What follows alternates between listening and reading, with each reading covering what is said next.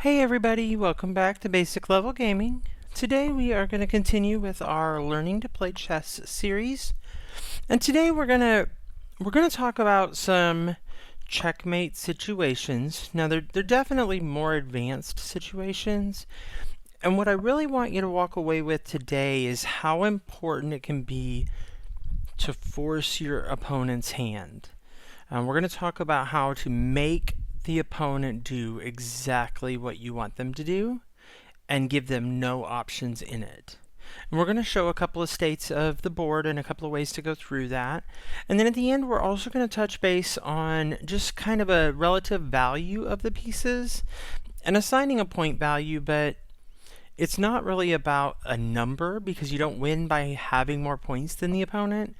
It's just designed to give you an idea of how to decide what moves to make and how important the other pieces are. So let's go ahead and jump right in and get started, and we'll see you at the end. Alright, so with this particular board state right here, we're going to talk a little bit about getting to checkmate. Because like we've said before, it's usually not going to be the move you're making right now that gets you there. That only happens once per game. But this is going to show kind of an idea of how a series of moves can get you there, because that's what you're ultimately wanting to learn. And don't be hard on yourself if you don't see these moves right away. They get more and more complicated, and the better people you're playing against, the harder it is to find them. So it's something that comes with time and with practice. I'm just trying to show the concepts here so that we can continue to build on that. Because if you don't know what it looks like, it's hard to see it. So in this case, there is a way for black to put the king in check right now for white, because it's black's move.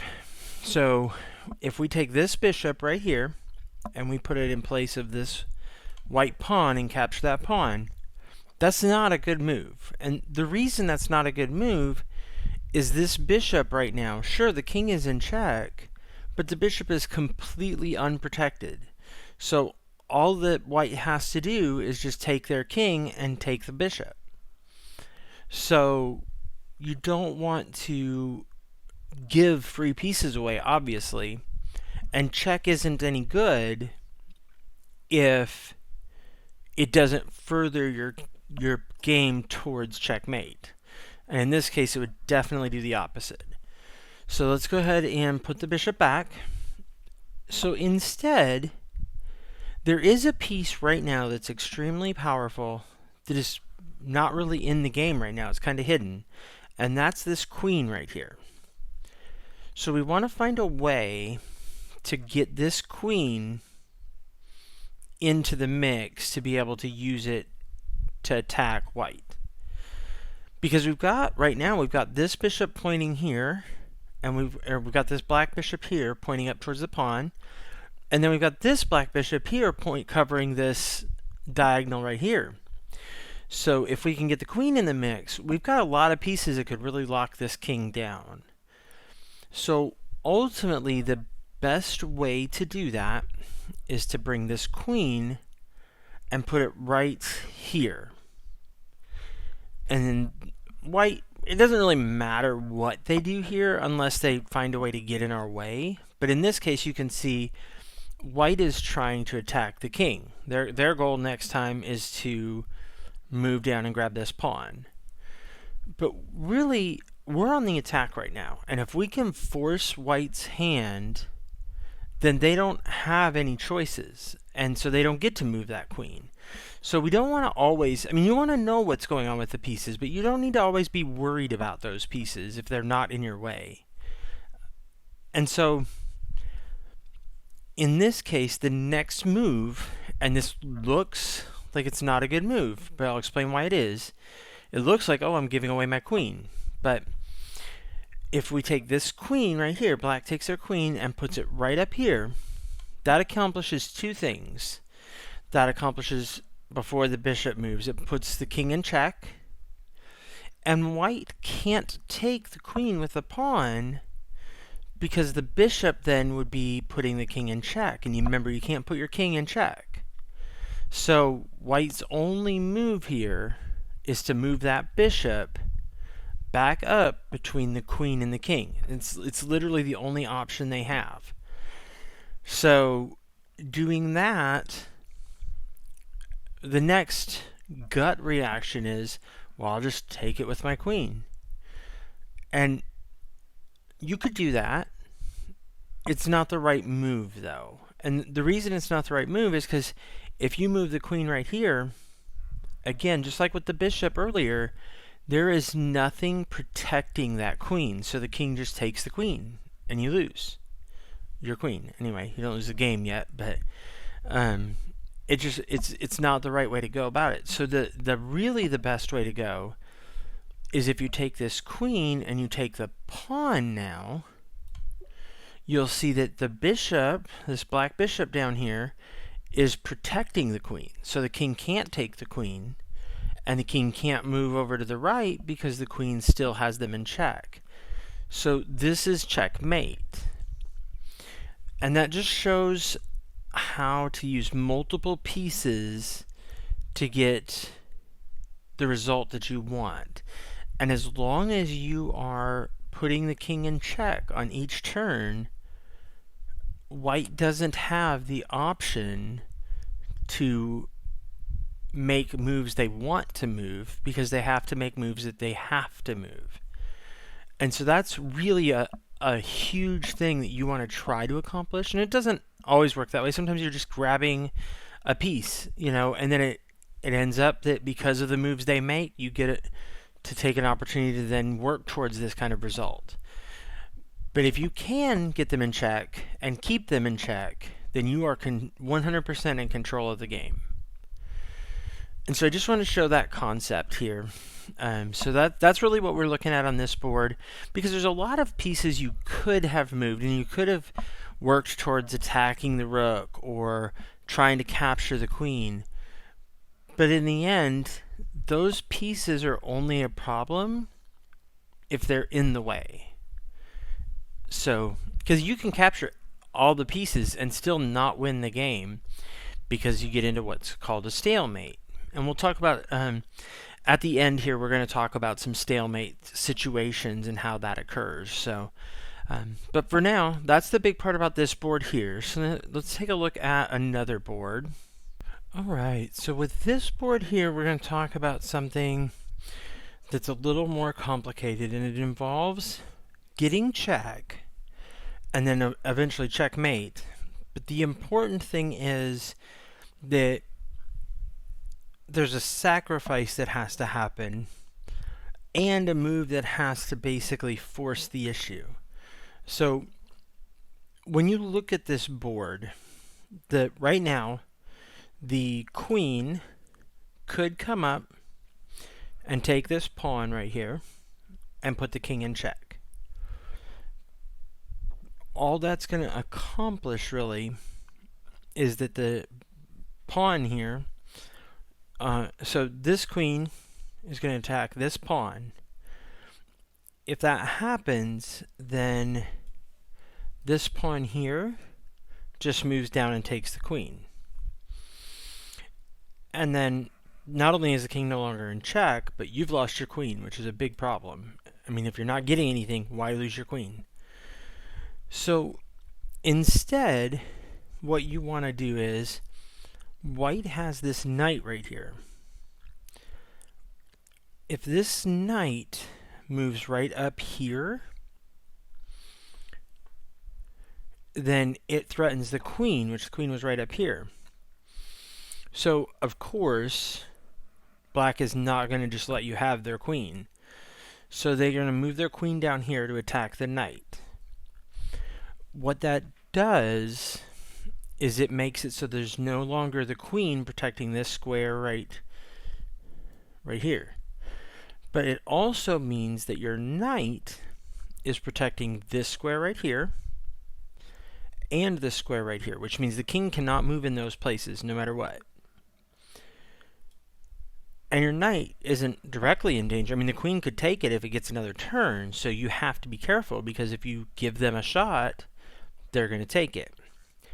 This next move, though, is the part that seems like it might be a bad idea, because you're giving away a piece. So what you're going to do is, we're going to go ahead and move this queen up here and take this pawn. And so when we do that, just like we talked about, that pawn is going to come down and take the queen. What's important about that is that if you look, that opens the king up to a path right here. And remember, the king can't go here, and the king can't go here. So if we can attack the king right where it sits and protect just these two squares, it's the end of the game. So we have this white bishop down here that can move right up here, and that's the end of the game. That's checkmate, because the king can't move, and nothing can take the bishop. There's no piece that could attack the bishop right now. So, and the importance of that whole series there is that sometimes, in order to get the end game result that you want, you have to make sacrifices. But you also do want to be careful. You don't want to sacrifice things if you don't have to, or if it's not getting you ahead.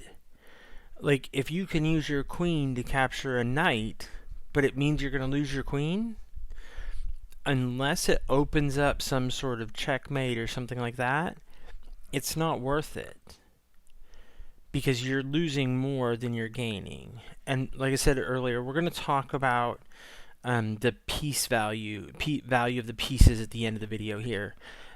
But it's just something to keep in mind. You may have to make sacrifices. A lot of times you do. But as long as they're forcing your opponent to do what you need them to do, that's okay.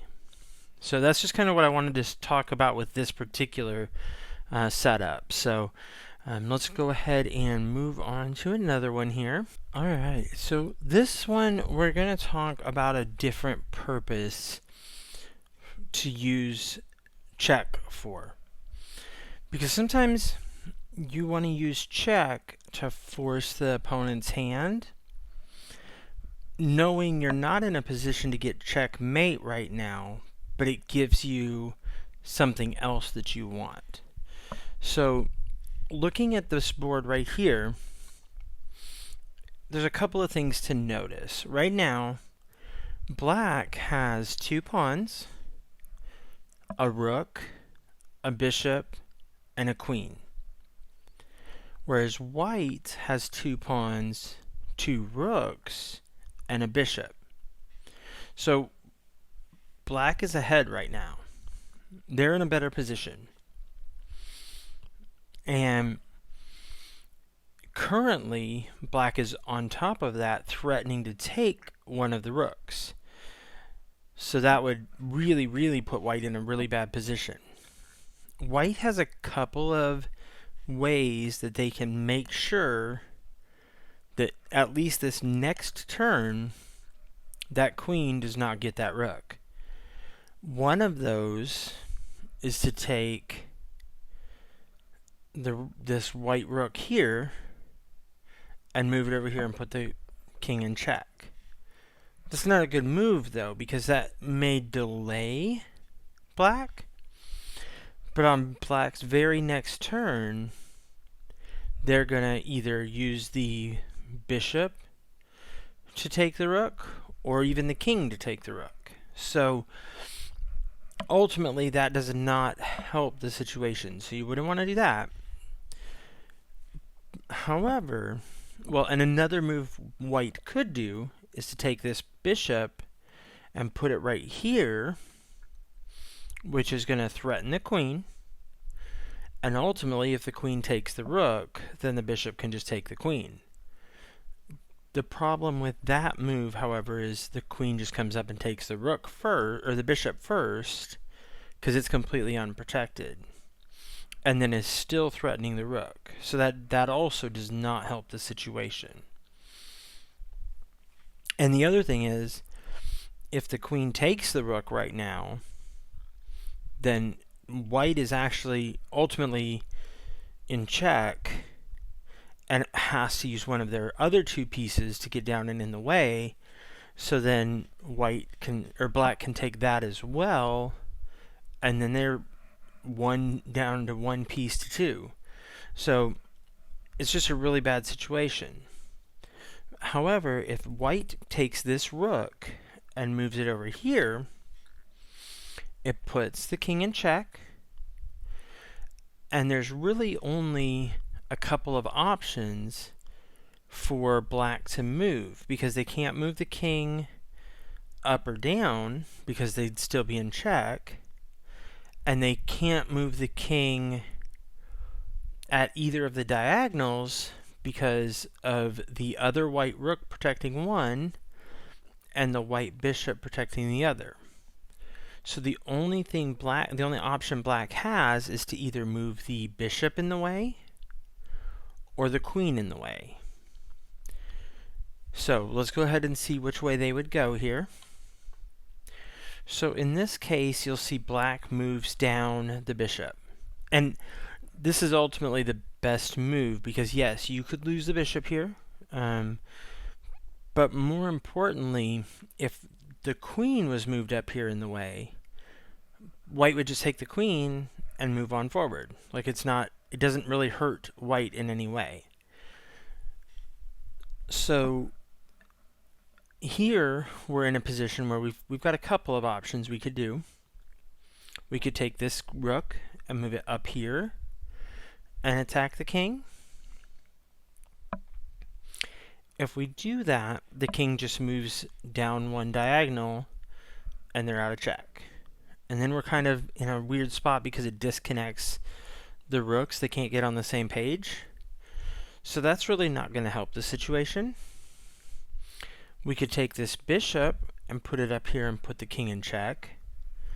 Again, it's completely unprotected at that point, so the king just takes it or the rook takes it and you lose a piece. So that's not a good move. You could take the white bishop and move it down here and put him in check. The problem with that is the queen just takes it because it's still unprotected. So really, the most logical move is either to take this rook and take the bishop here, and then the king has to basically move over one to the right. It's the only square unprotected at that point. Or you could take this rook and take the bishop here. And the thing with doing this way is you're making a smaller space that's safe for the king. Because the king, you want to limit to where the king can move, because that keeps you in more control. So we're going to go here, and the king moves to the only space available to them.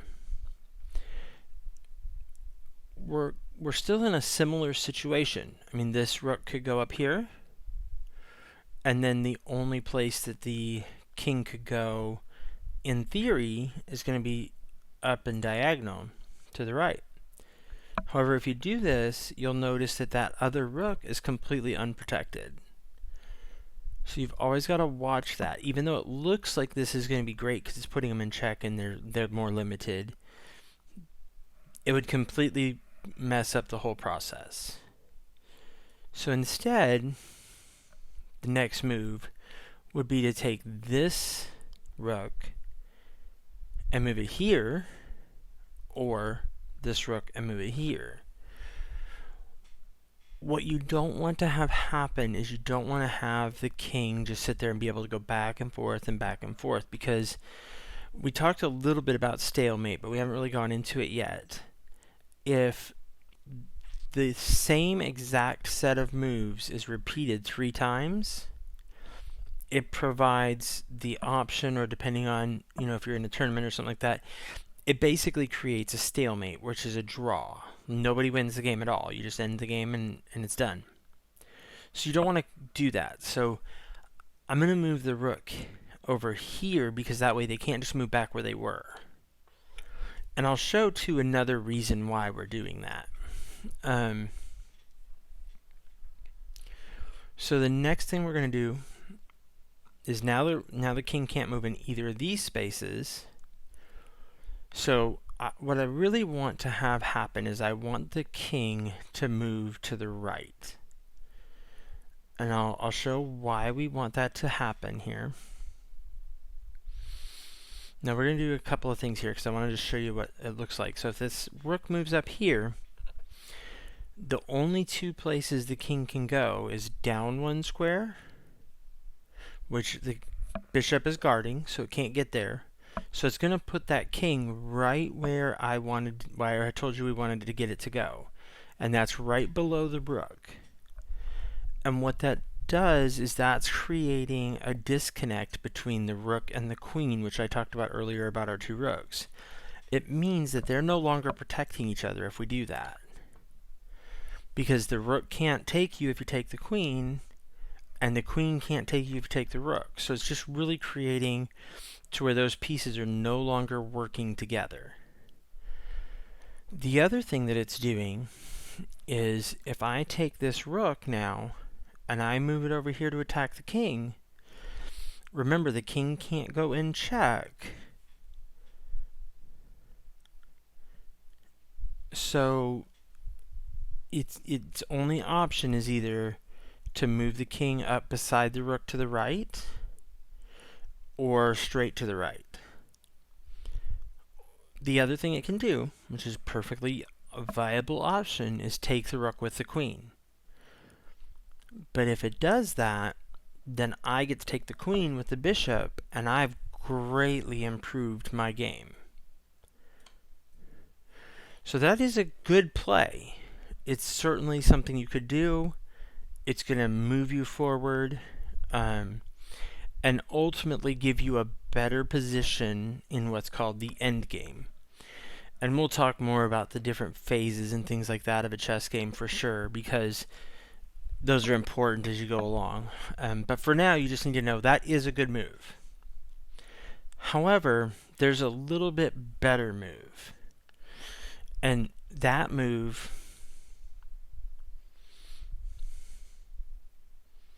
is, I'm just double checking here my thought process.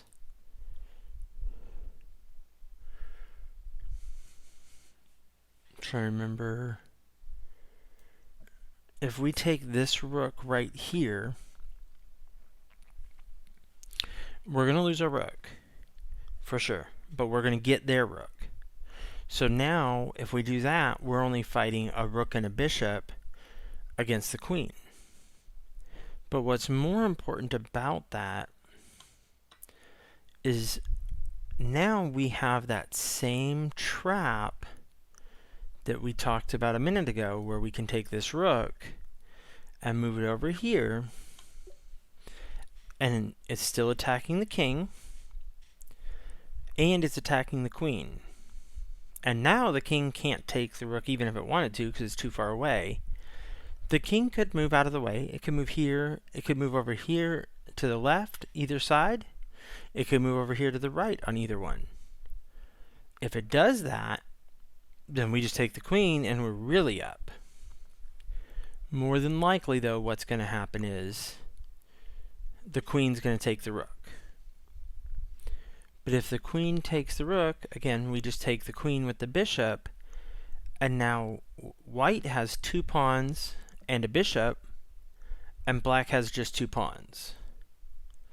So white has a really good setup to finish the game out, because they can use the bishop to attack the pawns and move the pawns up the board to get promoted to a queen. So it's definitely a good setup for white in this situation. And that went from, at the beginning of the series, white was in trouble. I mean, white didn't have white was one move from being checkmated, you know? So that just shows how if you're forcing the moves and you're making the other player do exactly what you want them to do, you can completely change the game around. So that was really the point of trying to show all of that. It's just another series of this is another way to really use check. In the end, you're not getting checkmate, but you've completely captured everything that gave black the advantage in the beginning. You've taken and got rid of all that. So just something to think about there. So we're going to move on now and talk about the value of the pieces. So let me get another thing pulled up here. Alright, so the last thing we're going to talk about today is how much the pieces are worth figuratively. Depending on the situation, a rook could be worth more than a queen if, you know, the fact that you giving up your queen to take a rook makes it so the other player doesn't have any pieces left. You know, then it's worth it because, yeah, they may have taken your queen, but all they have left is like a pawn or a couple pawns, you know, and you've got control of the board. So, given standard situations, then you want to take into account how much a piece is worth. So really there's a value that's assigned to each piece just to give you a guideline. So if we're looking at the lowest valued piece, that's going to be the pawn. Now, that doesn't mean it's the least valuable. It's still very useful. We've shown several times where the pawn can be good for you and have great effect. But when you're thinking about trading pieces, a pawn is worth 1 point. So if you could take this pawn right here, you've gained basically 1 point of material. But in this case, then the other pawn just takes you back and you're back to even. So that's not really gaining anything. It does get a piece of theirs off the board, but you're not really gaining anything. So that's an even trade. You're not getting anything extra. There's two pieces next that are same point value basically. And that is the knight is worth 3 points. And the bishop is worth 3 points. So like here, if you see this bishop right here could take the queen, that's trading a 3-point bishop for a queen, which we'll get into the queen here in just a moment. If you do that, you're definitely coming out ahead because the queen is worth more for sure than the bishop. But in the same situation, you could choose to take the queen and attack the queen, trading your queen for their queen. And that's sometimes a good option, just depending on the situation of the board. But why give up your queen if you could give up your bishop and accomplish the same thing? And so that's what you want to keep in mind, is how much the pieces are worth. So after these rook and bishop pieces, or I'm sorry, knight and bishop pieces, the next valuable piece is the rook. So the rook is worth 5 points effectively, basically. And in this case, you could take this pawn here with the rook. That'd give you 1 extra point. However, at that point, then the queen just takes your rook, and you've traded a rook for a pawn, and that's not a good trade. You know, you're giving up way more than you're gaining. So that's not something you want to do. The next valuable piece is going to be the queen, and this one I've seen different values on. Standard is 9 points. So, and again, these are just numbers really to kind of give you an idea of relative value, because it's not like you win the game if you have 12 points and your opponent has 2. You know, it doesn't matter. Whoever gets checkmate wins the game. So it's just to give you an idea of something you can use to make decisions with, basically. So here, the queen could take a pawn, could take another pawn, it could take the other queen. Only move there that may be a good move sometimes would be to take the queen. But in this case, it's still, you don't need to do that, like we talked about with the pawn to the queen. So definitely that's just kind of a way to think about it. Now the last piece, of course, is the king. There is no value on the king, because if you lose the king, the game's over. So it's priceless. Like you have to have it. So it doesn't really have a value. So that's just kind of a way to look at it, way to think about the pieces when you're looking at capturing them. And we're going to start next time on really looking at producing a better situation for yourself. We're going to talk about finding the best move possible based on what you're looking at on the board. So that's what we're going to start with next time, and we'll kind of work our way down there now that we've talked about checkmate, and we've talked about some pretty advanced checkmate concepts. I just wanted to kind of show what you're looking for there, because it's not always right in front of you, and that's really what chess is about, is finding those patterns, finding how you can get from point A to point B, and it's not always a straight line. It's usually not a straight line. So we'll talk about that next time, about just finding the best move on the table, on the board. And then after that, and maybe next time we'll see how kind of where it goes, we're going to start talking about openings, how you want to start the game, because that's ultimately, if you can't find the right moves to start the game, there's no point in learning all the end game stuff. So we'll head there next. So definitely hope you enjoyed the video. If you have any kind of ideas, concepts, questions, feedback of any sort, by all means leave a comment down below. I'd love to hear from you guys, and we will see you on Thursday. And don't forget to hit that subscribe button and turn on those notifications as well, so you get notified when we do upload our videos. And have a great day.